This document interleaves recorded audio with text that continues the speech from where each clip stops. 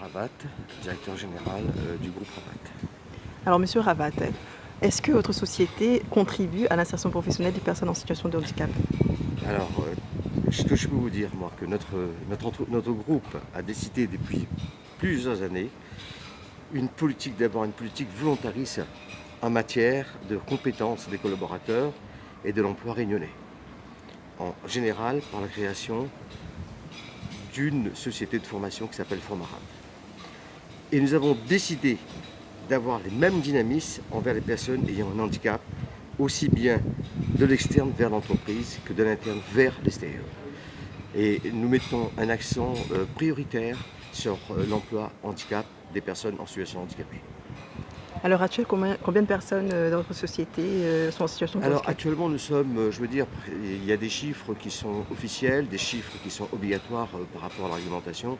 On doit avoir 6% de l'effectif. Nous remplissons à 90% effectivement nos obligations en matière d'emploi handicapé. Alors effectivement, l'emploi handicapé, ce n'est pas un placement pour dire qu'on a un handicap.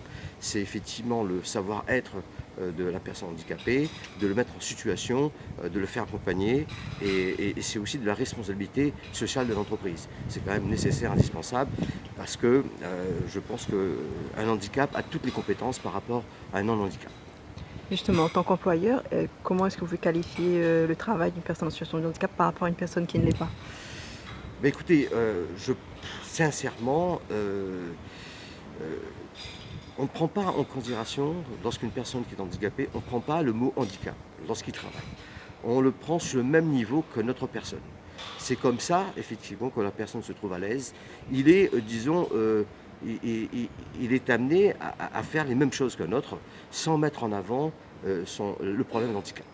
Et c'est comme ça que la personne s'insère, s'enthousiasme, et retrouve tout à fait une certaine facilité au niveau du travail. Et sur quel type de poste, généralement, vous proposez une insertion aux personnes en situation de handicap? Alors, on a plus effectivement au niveau de l'administration, plus au niveau administratif, mais on a aussi des vendeurs.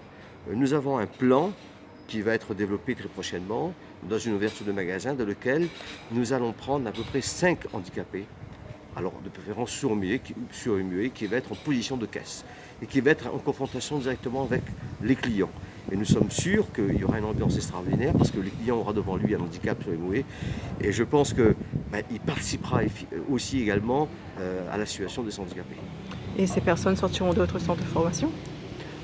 Bien sûr, ils feront une période de formation à notre niveau, au niveau de la société de formation, et après ils seront en situation dans le magasin. Et donc pour vous, cette politique envers les personnes en situation de handicap est amenée à évoluer positivement dans votre C'est société? nécessaire de prendre en compte, et il est très important, et je pense, vous savez, comme disait Estienne, il est plus facile de désintégrer un atome que des préjugés. On a trop de préjugés sur les handicaps, alors il faut qu'on s'y libère de ça. Merci.